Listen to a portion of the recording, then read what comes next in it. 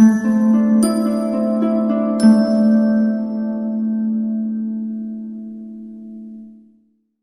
Students, कैसे आप लोग? आई होप आप लोग अच्छे होंगे। स्वागत है आपका अपने यूट्यूब चैनल टेक्नो स्टडी पे। ये चैप्टर स्टार्ट किया था सबसे पहले रिलेशन एंड फंक्शन, जैसा कि आप लोगों ने पहले लेक्चर में देखा है।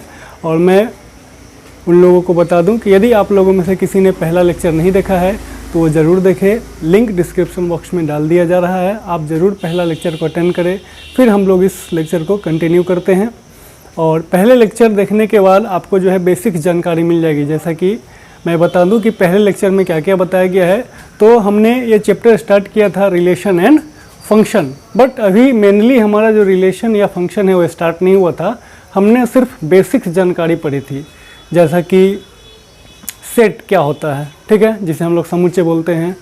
उसमें जो है सेट के बाद हमने पढ़ा था ऑर्डर्ड पेयर, क्रमिक युग्म, या फिर कार्टेशियन प्रोडक्ट ऑफ सेट्स, जिसको बोला जाता है समुच्चयों का कार्तीय गुणन, ठीक है।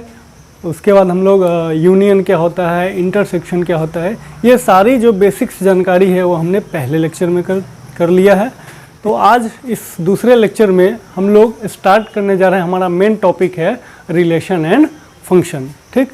नाम से आप लोग परिचय थे बिल्कुल। रिलेशन दैट मीन्स संबंध, एंड फंक्शन को हम लोग बोलते हैं फलन। तो इसमें भी दो भाग है, रिलेशन और फंक्शन। तो पहले हम लोग को रिलेशन पढ़ना है, रिलेशन क्या होता है, संबंध क्या होता है।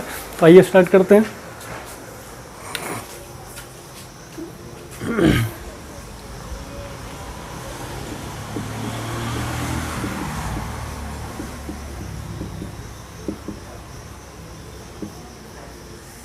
ठीक है, ये अब सबसे पहले इसको समझने से पहले इसका थोड़ा सा हम लोग डेफिनेशन देख लेते क्या होता है। तो इसमें होता है let A and B be any two non empty sets, ठीक है, two non empty sets, then a relation, ठीक है, a relation R from A to B is a subset of A cross B, ठीक है। यहाँ पे एक definition लिखा गया है रिलेशन के लिए।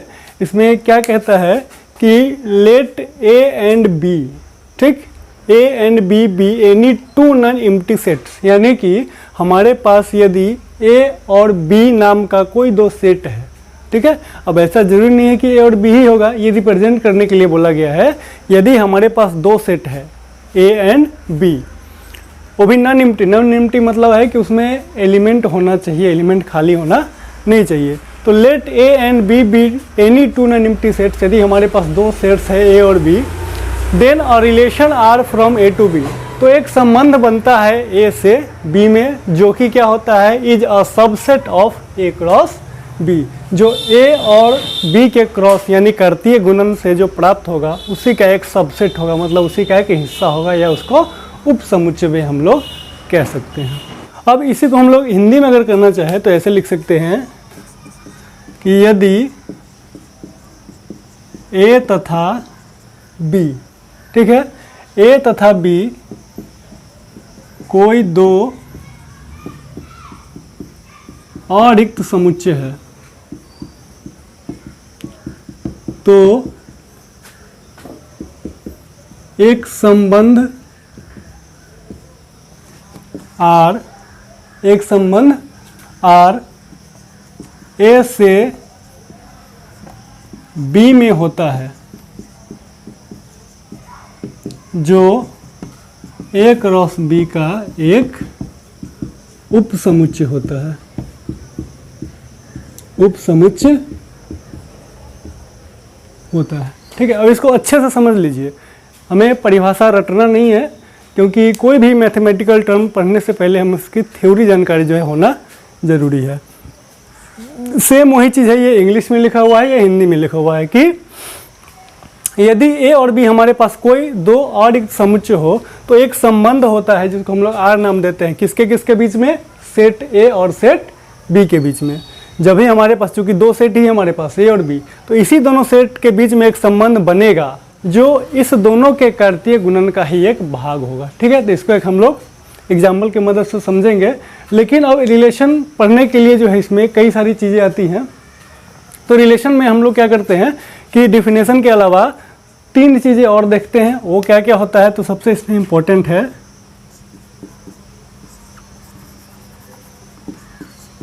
Domain, range and codomain. ठीक है, रिलेशन और फंक्शन में हम लोग डेफिनेशन हम लोगों ने देख लिया कि डेफिनेशन क्या है संबंध का, कि यदि हमारे पास 2 सेट है ए और बी, तो ए और बी में एक संबंध होगा और जो संबंध होगा उसका जो एलिमेंट होगा वो ए और बी के कार्तीय गुणन का ही एक भाग होगा, उपसमुच्चय होगा। तो इसमें 3 चीज़ें आती हैं, डोमेन, रेंज और कोडोमेन। डोमेन को हम लोग जो बोलते हैं प्रांत, रेंज को बोला जाता है परिसर और कोडोमेन को बोला जाता है सहप्रांत। ठीक है, तो इंग्लिश हिंदी दोनों में मैं अब कोशिश करूंगा आप लोगों को कि हिंदी मीडियम वाले, इंग्लिश मीडियम वाले सभी लोग जो है इसको अच्छे से देख सके, समझ सके। तो डोमेन, रेंज और कोडोमेन, इसका मतलब क्या होता है। ठीक है, तो डोमेन, रेंज और कोडोमेन किसी भी रिलेशन का या फंक्शन का कैसे डिफाइन करेंगे हम लोग। तो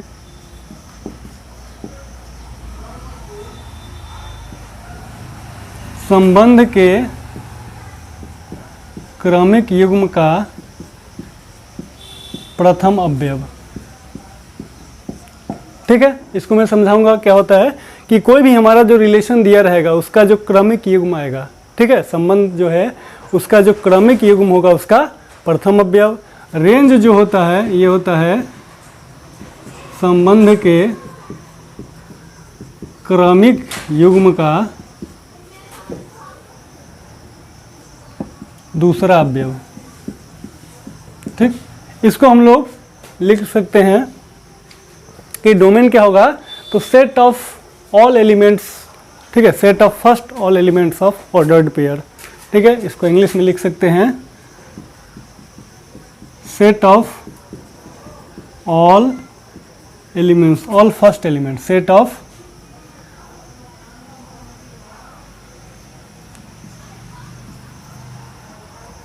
ठीक है। तो इसको अगर इंग्लिश में डिफाइन करना होगा कि डोमेन क्या होता है,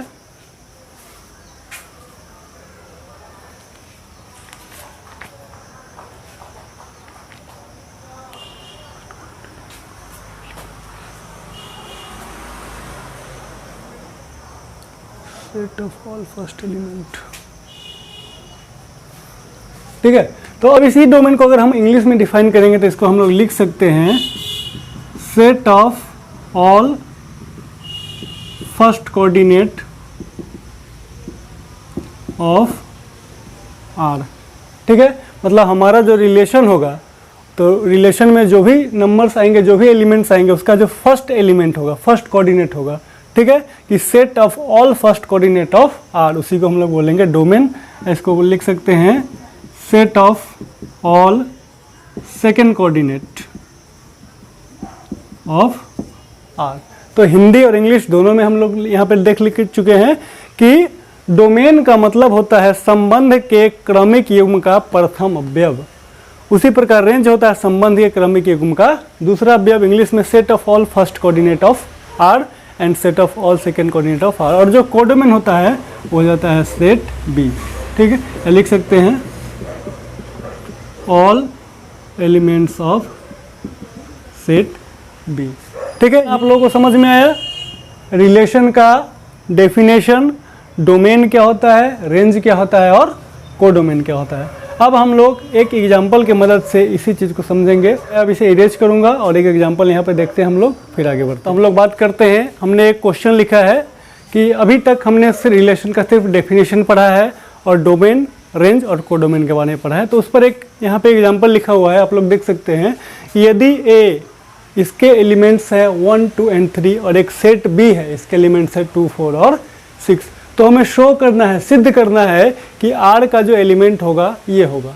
ठीक है, तो थोड़ा सा हम लोग रिवाइंड करते हैं। हम लोगों ने संबंध का या रिलेशन का डेफिनेशन क्या पढ़ा है कि ए और बी यदि 2 सेट है तो एक रिलेशन ए से बी में होगा और वो उसके जो एलिमेंट्स है वो कौन से होंगे, तो ए और बी का जो कार्तीय गुणन होगा उसी का एक हिस्सा होगा। तो यदि हम इसको ए और बी का ही कार्तीय गुणन का एक अगर हिस्सा दिखा दे तो इसका मतलब हम ये शो कर सकते हैं कि ये रिलेशन ए से बी में है। ठीक है, उसके बाद फिर बात करेंगे प्रांत, परिसर और सहप्रांत का। तो सबसे पहले इसको हम सोल्यूशन करते हैं, लिखेंगे चूंकि ए बराबर ये हमारा है 1, 2 और 3 और बी बराबर में है 2, 4 और 6। ठीक है, तो डेफिनेशन में जैसा कि है ए और बी का कार्तीय गुणन, तो पहले ए और बी यदि हम निकालते हैं, ठीक, ए क्रॉस बी हम लोग कैसे फाइंड करते हैं, हमने पहले लेक्चर में देखा है कि किसी भी दो सेट का कार्तीय गुणन हम लोग किस प्रकार से निकालते हैं। लेक्चर 1 में हम लोग पढ़ चुके हैं। अगर आप लोगों में से किसी ने नहीं देखा है तो लेक्चर 1 को जरूर अटेंड करें, डिस्क्रिप्शन बॉक्स में जो उसका लिंक डाल दिया गया है। अगर आपको याद है कि जब भी ए और बी दो का कार्तीय गुणन करते हैं तो क्या करते हैं, इसके पहले एलिमेंट्स के इसके सभी एलिमेंट का पेयर बनाते हैं, यानी कि जोड़ा बनाते हैं, फिर इसके दूसरे एलिमेंट के साथ इसके सभी का जोड़ा बनाते हैं, फिर इसके तीसरे एलिमेंट के साथ जो है तीनों का जोड़ा बनाते हैं। तो पहला 1 के साथ क्या क्या बनेगा, तो 1,2 होगा, 1,4 होगा और 1,6 होगा। ठीक है, ये पहले एलिमेंट के साथ 2, 4 एंड 6। उसी तरह इसका दूसरे के साथ बनाएंगे, ये हो जाएगा 2,2, 2,4 और 2,6। उसके बाद तीसरे के साथ बनाएंगे तो ये हो जाएगा 3,2, 3,4 और 3,6। ये हमारा आ गया ए और बी का कार्तीय गुणन। अच्छा, इसको हम लोगों ने क्यों फाइंड किया है, फाइंड करने के लिए तो बताया नहीं गया, तो इसको हम इसलिए फाइंड किए हैं ताकि हम क्वेश्चन में शो कर सके और इस रिलेशन के डेफिनेशन को, परिभाषा को समझ सके। क्योंकि रिलेशन का परिभाषा यही कहता है कि रिलेशन जो होगा और ए टू बी में जो रिलेशन होगा वो इसी दोनों के कार्तीय गुणन का एक भाग होगा। मतलब जो भी आएगा वो इसी में से कोई ना कोई आएगा, आना चाहिए, तभी वो रिलेशन होगा। तो देखते हैं, अब लिखेंगे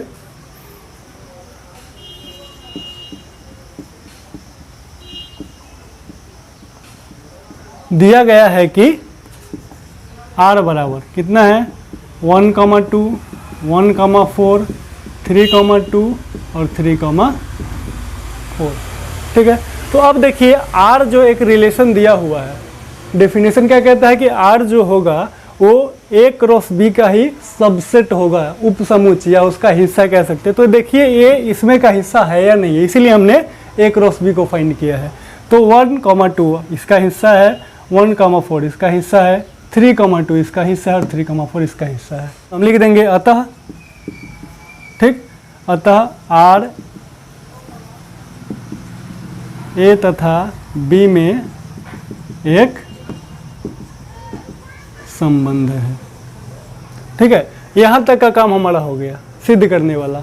अब आता है बात किसका किसका, तो प्रांत, परिसर और सहप्रांत, जिसको इंग्लिश में हम बोलते हैं डोमेन, रेंज एंड कोडोमेन। ठीक है, डोमेन, रेंज एंड कोडोमेन। तो अभी सबसे पहले हम लोग बात करेंगे प्रांत की। तो प्रांत जिसको हम लोग बोलते हैं डोमेन। अब देखिए क्या बोला गया था यहाँ पे, हिंदी में क्या हम लिख के दिए हैं कि प्रांत क्या होता है, तो संबंध के जो भी संबंध का एलिमेंट आएगा उसका पहला अवयव। ठीक है, तो ये एक संबंध है, इसमें देखिए ये क्रमिक युग्म लिखा हुआ है, ये फर्स्ट एलिमेंट इसका 1, 1, 3, 3, तो ये दो बार है लेकिन उसका एक ही लेंगे।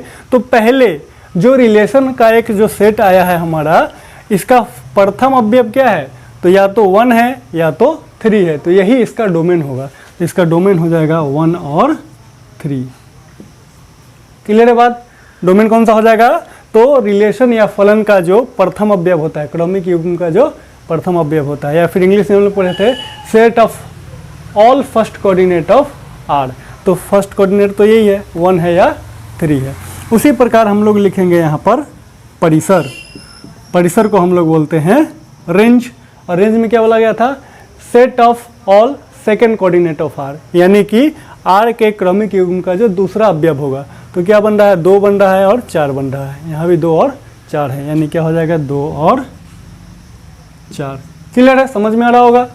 और उसके बाद है अब सहप्रांत, जिसको हम लोग बोलते हैं कोडोमेन। तो कोडोमेन में जैसा कि मैंने आपको बताया, कोडोमेन का मतलब है पूरा का पूरा सेट बी, मतलब सेट बी में जितने भी एलिमेंट हैं सारे के सारे कोडोमेन हो जाएंगे। तो क्या हो जाएगा 2, 4 और 6। ठीक है, तो इस क्वेश्चन से आप लोग संबंध का परिभाषा क्लियर कर पाएंगे, डोमेन क्या होता है, वो सारा जो है इस क्वेश्चन से हो गया। अब एक चीज़ जो यहाँ पे आया है वो है एरो डायग्राम। ठीक है, कि एरो डायग्राम के मदद से भी हम लोग जो है एक संबंध बनाएंगे दो सेट में, और डोमेन भी पता करेंगे और रेंज भी, और एरो डायग्राम के हिसाब से भी देखेंगे डोमेन क्या होता है और रेंज क्या होता है। तो चलिए हम लोग एरो डायग्राम बनाते हैं कि इसी दोनों सेट का, मान लीजिए इस प्रकार से। ठीक है, ये हमारा सेट ए है, ये हमारा सेट बी है। ठीक है, एक रिलेशन है ए और बी में, तो एरो डायग्राम से बनाएंगे। अब सेट ए के जो भी एलिमेंट्स है उसमें हम लोग लिख देंगे 1 2 और 3, और सेट बी के जितने भी एलिमेंट्स हैं 2 4 एंड 6। ठीक है, अब इसका एरो डायग्राम बनाना है, तो रिलेशन तो हमको दे ही रखा है, ये शो करना था, शो कर दिए। तो अब इसका क्या मतलब है ये समझिए, एरो डायग्राम में इसका इस्तेमाल कैसे करेंगे। 1 2 1 4, 3 2 3 4, मतलब क्या है कि 1 जो है वो सेट ए का एलिमेंट है और 2 है सेट बी का, लेकिन 1 का रिलेशन किसके साथ है, 2 के साथ। यानी हम ऐसे कर सकते हैं, 1 का रिलेशन किसके साथ है, 2 के साथ। उसी प्रकार से फिर से 1 का जो रिलेशन है, मतलब संबंध है, किसके साथ है, सेट बी में 4 के साथ है। मतलब सेट ए का जो ए है वो सेट बी के 4 के साथ जुड़ा हुआ है, तो हम लोग ऐसे भी कर देंगे। ठीक है, उसी प्रकार 3 का जो संबंध है वो 3 कौन सा सेट का होगा, सेट ए का। ठीक, वो किसके किसके साथ है, 2 के साथ और 4 के साथ, दोनों के साथ है। तो यहाँ पर लिख सकते हैं ये 2 के साथ भी है और ये 4 के साथ भी है। ठीक है, तो अब देखिए इसमें डोमेन और रेंज हम लोग कैसे बता पाएंगे। देखिए सेम वही चीज़ है, ये जो है एक सेट में लिखा हुआ है और ये जो है एक एरो डायग्राम में। अब देखिए 2 सेट है, इसके एलिमेंट है। अब आती है बात डोमेन की और रेंज की बाय एरो डायग्राम। तो यहाँ पर देखिए सेट ए में है टोटल 3 एलिमेंट। ठीक है, बट इमेज किसका किसका बन रहा है, प्रतिबिंब किसका किसका बन रहा है, तो या तो 1 का बन रहा है या फिर 3 का बन रहा है। तो सेट ए के जितने भी एलिमेंट का, जितने भी अवयव का प्रतिबिंब बनता है, इमेज बनता है, वही डोमेन होता है। तो इसका डोमेन कौन कौन हो जाएगा, 1 हो जाएगा और 3 हो जाएगा। अच्छा, रेंज कौन सा होता है, तो रेंज का मतलब होता है कि इमेज जो है वो कौन कौन सा बन रहा है। जैसे हमने अभी बोला कि ए और 3 का इमेज बन रहा है, लेकिन कौन कौन सा, बी में कौन सा है जो इमेज बन रहा है, तो या तो 2 बन रहा है या तो 4, 6 इसमें भी खाली है। ठीक है, तो 2 और 4 जो है यही क्या हो जाएगा, हमारा रेंज हो जाएगा। ठीक है, और उसके बाद आती है कोडोमेन, जिसे हम लोग सहप्रांत कहते हैं। तो उसमें तो पूरा का पूरा हो जाएगा, जो जिसका इमेज बन रहा है या नहीं बन रहा है सारा, मतलब सेट ऑफ ऑल एलिमेंट्स। ठीक है, बी का जो है जितने भी एलिमेंट है सब उसका जो है कोडोमेन हो जाएगा, जिसे हम लोग सहप्रांत कहते हैं। तो आप लोग को ये क्वेश्चन जो है समझ में आया होगा। फिर भी अगर आप लोग को कुछ समझ में नहीं आया है तो आप लोग कमेंट बॉक्स में जाकर के कमेंट कर सकते हैं, और फिर एक और एग्जांपल हम लोग लेते हैं और इसको और अच्छे तरीके से समझते हैं। चलिए अब हम लोग आगे आते हैं। अब हमारा इस रिलेशन और फंक्शन चैप्टर का जो सेकंड लेक्चर चल रहा है, इसमें हम लोग एक अब दूसरा एग्जांपल देखने जा रहे हैं। ठीक है, अभी तक हमने जो है एक एग्जांपल किया है और उसे समझने की कोशिश किया है, फिर एक एग्जांपल हम लोगों ने लिया है और फिर से जो है इसको हम लोग क्लियर करेंगे। एक भी जो डाउट है वो नहीं रहना चाहिए। तो यहाँ पे देखिए क्या बोला गया, यदि ए बराबर एक सेट है, इसके एलिमेंट है 1 2 3 4 5 एंड 6। ठीक, लेकिन अब इसमें क्या है, मैं बता दूं क्वेश्चन में कि अभी अभी मैंने जो पिछला क्वेश्चन लिया था उसमें 2 सेट लिया हुआ था, और परिभाषा में भी क्या बोला गया है कि 2 सेट है, ए और बी। ठीक, लेकिन इसमें हमें सिर्फ क्या दिया है, ए दिया है। लेकिन रिलेशन तो हमेशा, रिलेशन होने के लिए, संबंध होने के लिए हमेशा 2 चीज़ों का होना जरूरी है, तभी संबंध होगा। ठीक है, तो इसी ए पर सेट ए भी ए ही है और सेट बी भी बी है। ए से ए में ही हमें बनाना है। ठीक है, वो बिल्कुल आप लोगों को क्लियर हो जाएगा अभी कि हमारा जो संबंध बनाना है वो ए से ए में ही बनाना है, लेकिन किस हिसाब से संबंध बनाना है वो हमें दे रखा है। ठीक है, तो पढ़ते हैं क्वेश्चन को कि एक सेट है हमारे पास ए, जिसके एलिमेंट्स है 1 2 6। तो ए एक संबंध आर बनाए। ठीक है, तो ए जो है एक संबंध आर बनाए जो इस प्रकार हो, आर बराबर x y y x plus 1। उसके बाद एरो डायग्राम से भी दर्शाना है इस संबंध को, और साथ में प्रांत, परिसर एवं सह प्रांत भी फाइंड करना है, निकालना है। ठीक है, तो सबसे पहले लिखेंगे, चूंकि ए बराबर जो हमें दिया हुआ है 1 2 3 4 5 एंड 6। ठीक, तो एक संबंध हमें ज्ञात करना है जो इस फॉर्म में। अब देखिए संबंध ज्ञात भी नहीं करना है, संबंध बना हुआ है, ठीक है, बट उसको एरो डायग्राम से दिखाना है। लेकिन आप बोलोगे संबंध में कोई संख्या तो है नहीं दिया हुआ, ठीक है, तो वो दिया हुआ है। अब लिखेंगे कि दिया गया है कि R क्या है ये, x, y colon y is equals to x plus 1, ठीक है। तो ये एक संबंध ही दिया गया है, बस इसे हमें दर्शाना है किस रूप में, एरो डायग्राम में। बट पिछला क्वेश्चन जो था उसमें भी हमें संबंध दिया हुआ था, लेकिन वो रोस्टर फॉर्म में था, ठीक है। अगर आप सेट पढ़ेंगे तो सेट में जो है, सेट को लिखने का दो प्रकार होता है, एक होता है रोस्टर फॉर्म एंड एक होता है सेट बिल्डर फॉर्म, जिसको हम लोग समुच्चय निर्माण विधि कहते हैं, ठीक है। तो ये जो है ये भी एक रिलेशन ही दिया है, लेकिन समुच्चय निर्माण में दिया हुआ है। तो इसको हम लोग कैसे करेंगे, ठीक है। तो इसको कुछ इस प्रकार से करते हैं कि x और y, चूंकि सेट तो हमारे पास a ही है, तो x भी a में से ही लेना है और y भी a में से ही लेना है। तो y का वैल्यू जो है हमेशा x के क्या होगा, 1 प्लस हो जाएगा। जो भी हम x का वैल्यू लेंगे y का वैल्यू उससे 1 ज़्यादा हो जाएगा। तो अगर आप लोग यहाँ पे देखिए एक फंक्शन रिलेशन कैसे बनेगा कि x है प्लस में होना, यदि हम x का वैल्यू यहाँ, अच्छा स्टार्ट कहाँ से कर सकते हैं, 1 से, और एंड का x का वैल्यू हम 1 से लेकर 6 ही तक ले सकते हैं, इससे ज़्यादा नहीं ले सकते, इससे कम माइनस में नहीं ले सकते। तो यदि हम x का वैल्यू 1 रखते हैं तो y का वैल्यू क्या होता है, 1 प्लस 1 कितना होता है, 2। यानी कि x का, अच्छा x जो होता है हमेशा फर्स्ट कोऑर्डिनेट होता है, y हमेशा सेकंड कोऑर्डिनेट होता है। तो x का मान 1 रखने पर y का मान कितना आता है, 1 प्लस 1 क्या होता है, 2, ठीक। अगला क्या, देखिए इसी को हम लोग सेट बिल्डर फॉर्म को हम लोग रोस्टर फॉर्म में चेंज कर रहे हैं। दूसरा है, अगर x का वैल्यू 2 रखते हैं तो इसमें भी 1 प्लस, मतलब जितना भी वैल्यू हम रखेंगे x का, y का वैल्यू उससे 1 प्लस हो जाएगा। तो 2 रखेंगे तो कितना हो जाएगा, 3 हो जाएगा, ठीक।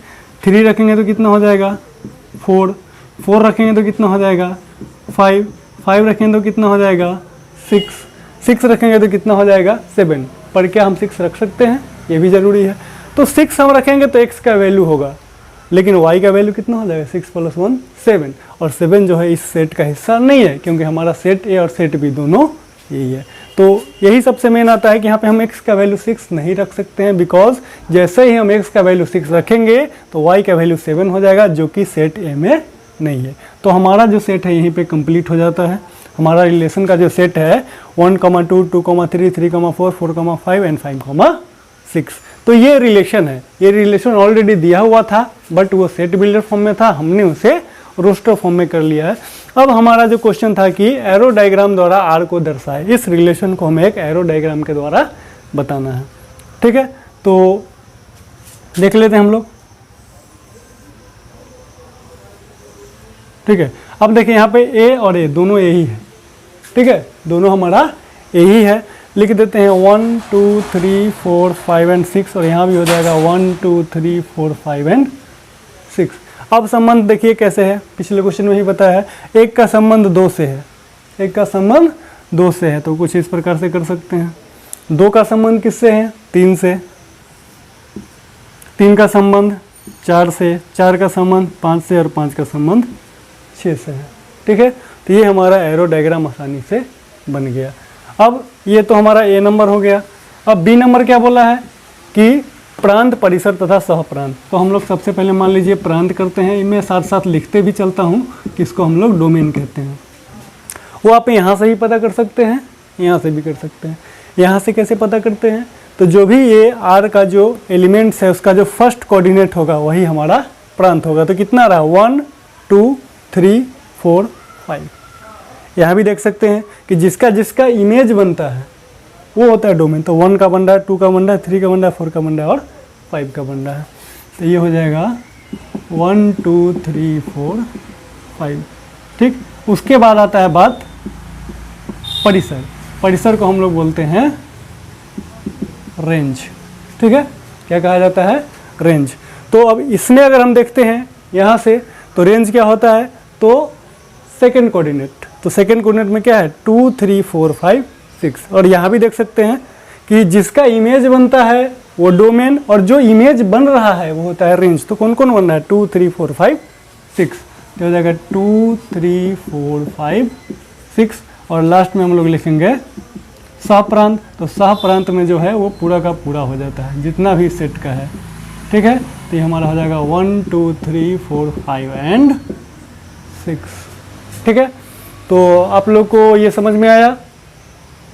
फिर भी इस क्वेश्चन से संबंधित अगर कोई भी आप लोग को क्यूरी आती है, कोई भी समस्या आती है, तो कमेंट बॉक्स में जा कर के ज़रूर उसमें लिखें, उसका समाधान किया जाएगा। ठीक है, अब हम लोग आगे बढ़ते हैं। आइए अगला सवाल हम लोग देखते हैं। तो नेक्स्ट सवाल जो हमारा है, इसमें देखिए क्या क्या दिया हुआ है। यदि ए बराबर, इस बार फिर से हमारे पास दो सेट है, सेट ए और सेट बी, तो हमें एक संबंध बनाना है। ठीक है, संबंध जो बनाना है वो सेट बिल्डर फॉर्म में दिया हुआ है, इसको हम लोग चेंज कर देना है किस चीज़ में, रोस्टर फॉर्म में। तो सेट ए भी दिया हुआ है, सेट बी भी दिया हुआ है, और दोनों के बीच में एक संबंध भी दिया हुआ है, बट वो समुच्चय निर्माण विधि के द्वारा दिया गया है, उसे हमें रोस्टर फॉर्म में बदलना है। तो कैसे करेंगे देखिए।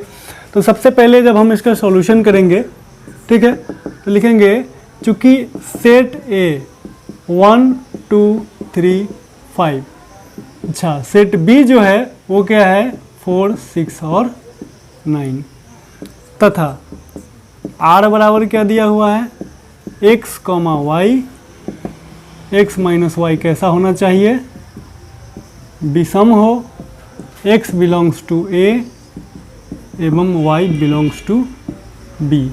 ठीक है, तो सबसे पहले ये जो सेट बिल्डर फॉर्म है इसको समझिए कि x, y मतलब पहला कोऑर्डिनेट x जो होता है वो सेट a का होगा, और y जो है किसका होता है, सेट b का। वो यहाँ पे दर्शा भी दिया गया है कि x, y को इस प्रकार से बनाना है। इसका मतलब होता है कि हमारा जो क्रमिक युग्म जो अभी हम रोस्टर फॉर्म में बनाएंगे वो इस प्रकार से बनाएंगे कि x और y दोनों का जो डिफरेंस होगा, घटाव होगा, वो विषम होना चाहिए। और x कहाँ से लेंगे हम लोग, सेट a से, और y कहाँ से लेंगे, सेट b से। ठीक है, तो देखते हैं इसको जब हम रोस्टर फॉर्म में करेंगे। तो सबसे पहले हम लोग सेट a का फर्स्ट एलिमेंट लिखते हैं कि a और y का जो है, सॉरी x और y का जो घटाव होना चाहिए वो विषम होना चाहिए। तो सबसे पहला चीज़ करते हैं कि इसमें का एक, जैसे हम लोग क्रमिक युग्म बनाते हैं उसी प्रकार सबसे संबंध बनाएंगे। तो चलिए किस प्रकार होगा देखते हैं कि हमें संबंध क्या दिखाना है कि हमें वही दो एलिमेंट का पेयर बनाना है जिसका डिफरेंस क्या होना चाहिए, विषम होना चाहिए। तो 1 और 4 इस दोनों का, पहले हम इसके एलिमेंट से इस तीनों का कर देंगे, फिर इसके एलिमेंट से, फिर इसके एलिमेंट से, ये हम लोग देख चुके हैं। तो 1 और 4 का जो डिफरेंस होता है वो कितना होता है, 3 होता है, और 3 हमारा कैसा संख्या है, विषम है। तो लिख सकते हैं यानी 1 और 4 का पेयर बन सकता है। ठीक है, क्या 1 और 6 का पेयर बन सकता है, तो 1 और 6 का डिफरेंस 5 होता है, 5 होता है, वो भी हमारा इवन ऑड है, तो हो जाएगा 1 6 भी हो जाएगा। अगला है 9, तो क्या 1 के साथ 9 का पेयर हम बनाएंगे, तो ये देख लीजिए 1 और 9 का डिफरेंस कितना होता है 8, लेकिन 8 जो है सम संख्या, हमें विषम चाहिए तो हम इसको नहीं लिखेंगे। ठीक है, तो 1 का जो है 4 के साथ बनेगा और 6 के साथ, 9 के साथ नहीं बनेगा। अब 2 का देखते हैं, तो 2 का 4 के साथ बनेगा क्या संबंध, ये चीज देख करके बताइए। तो 2 और 4 का नहीं बन सकता है क्योंकि इसका डिफरेंस 2 आता है जो कि इवन है, सम है, तो ये नहीं होगा। 2 का जो है 6 के साथ भी नहीं हो सकता है क्योंकि 4 आ जाएगा डिफरेंस, लेकिन 2 का जो है 9 के साथ आ जाएगा क्योंकि 2 और 9 का डिफरेंस जो है वो 7 होगा, और 7 हमारा विषम संख्या है, तो ये हो जाएगा हमारा 2 और 9। ठीक है, अब चलते हैं 3 के साथ। तो 3 और 4 हो सकता है, 1 होता है डिफरेंस। क्या 3 और 6 होगा, तो बिल्कुल होगा क्योंकि 3 और 6 का डिफरेंस 3 है जो कि विषम है। उसके बाद 3 और 9, तो 3 और 9 हो सकता है क्या, 3 और 9 का डिफरेंस करेंगे तो आ जाएगा हमारा कितना 6, लेकिन 6 जो है हमारा विषम संख्या नहीं है, तो 3 और 9 हम लोग नहीं कर सकते हैं। अब 5 करेंगे तो 5 और 4 भी हो जाएगा। ठीक है, 5 और 4 हो जाएगा, 5 और 6 भी हो जाएगा। ठीक है, 5 और 9 होगा क्या, नहीं होगा क्योंकि 4 आता है, वो सम है। तो इस प्रकार से हमारा जो है ये रोस्टर फॉर्म में आ गया। तो समझ में आया आप लोगों को ये कि बिल्कुल ही आसान है। हमें ऑलरेडी संबंध बताया हुआ था लेकिन वो दूसरे रूप में था, सेट बिल्डर फॉर्म में था। और इसको समझते कैसे हैं कि पेयर हमेशा x और y का वही बनाना है जो कि क्या हो, विषम हो। ठीक है, और x किस में से है, x belongs to a and y belongs to b में होना चाहिए। ठीक है, तो इस प्रकार से हमने पेयर बना लिया है। देखिए सबका जो आप डिफरेंस कीजिएगा तो विषम ही आएगा। 1 और 4 3, 1 और 6 5, 2 और 9 7, 3 4 1, 3 6 3, 5 4 1, 5 6 1।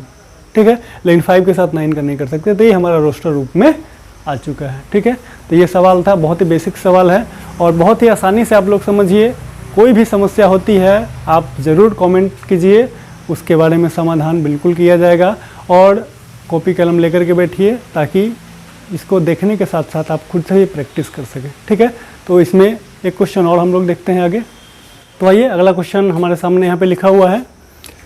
इस बार भी देखिए हमारे पास एक ही सेट दिया है, मतलब ए और बी दोनों जो सेट हमारा ए में सही होगा। तो सेट ए का जो एलिमेंट है, अवयव है, वो है 1 2 3 4 और 6। तो इसके बीच में एक संबंध आर दिया हुआ है, फिर से हमारे पास संबंध दिया हुआ है बट वो सेट बिल्डर फॉर्म में है, यानी कि समुच्चय निर्माण में है।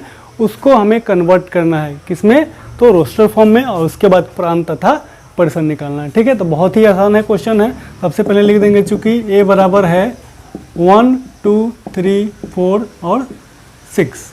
ठीक है, 1 2 3 4 और 6 था।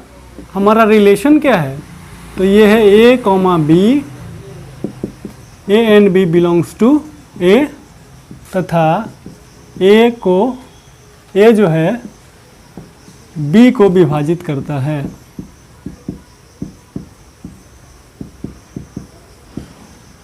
ठीक है, ये ऑलरेडी हमें संबंध दिया है बट इसे हमें रोस्टर फॉर्म में बदलना है। ठीक है, तो देखिए ए और बी माने पहला अवयव और दूसरा अवयव, ये जो दोनों के दोनों होगा, वो चूंकि इस बार दो सेट तो दिया नहीं, एक ही सेट है, तो ए भी, ए जो एलिमेंट होगा, पहला एलिमेंट जो लेंगे हम, यानी ये जिससे हम लोग भाग करेंगे, वो भी सेट होगा, और जिसमें भाग दिया जाएगा वो भी सेट ए का ही होगा। ठीक है, तो देखिए सबसे पहले हम लोग अगर मान लीजिए कि ए का मान 1 लेते हैं। ठीक है, तो 1 जो है बी को विभाजित करता है, मतलब बी का भी तो इसी में से लेना था। 1 किसको किसको विभाजित करेगा, तो 1 जो है सबको विभाजित करेगा। 1 से 1 भी डिवाइड होगा, 1 से 2 भी डिवाइड होगा, 1 से 3 भी डिवाइड होगा, 1 से 4 भी होगा और 1 से 6 भी होगा। तो पहला हमारा क्या बन जाएगा, 1 1 1 2 1 3 1 4 1 6। ठीक है, 1 2 3 4 6, क्योंकि ऐसे तो सारा डिवाइड होगा। अब चलते हैं हम लोग फिर से, अब अगला एलिमेंट जो है लेंगे वो हम लोग 2 लेंगे। ठीक है, तो 2 से कौन कौन डिवाइड होगा, तो 2 से 1 नहीं हो सकता, लेकिन 2 से 2 तो हो सकता है, तो हो जाएगा 2 2। और 2 से कौन डिवाइड होगा, यहाँ पे 4 हो सकता है, तो हो जाएगा 2 4। उसके बाद 2 से कौन डिवाइड हो सकता है, 6, तो हो जाएगा 2 6। ठीक है, अब बात करते हैं 3। तो देखो इससे पहले वाला तो हो ही नहीं सकता, लेकिन 3 से 3 तो डिवाइड हो ही सकता है, तो हो जाएगा 3 3। उसके बाद 3 से 4 नहीं डिवाइड होगा, लेकिन 6 डिवाइड हो जाएगा, हो जाएगा 3 6। अब बात आती है 4 की, तो 4 से देखिए इससे पीछे वाला कोई नहीं होगा, लेकिन 4 से 4 जरूर डिवाइड होगा, क्या हो जाएगा 4 4। ठीक है, 4 4 हो गया, यानी कहने का मतलब 4 जो है वो 4 को डिवाइड करेगा, लेकिन 4 6 को डिवाइड नहीं करेगा।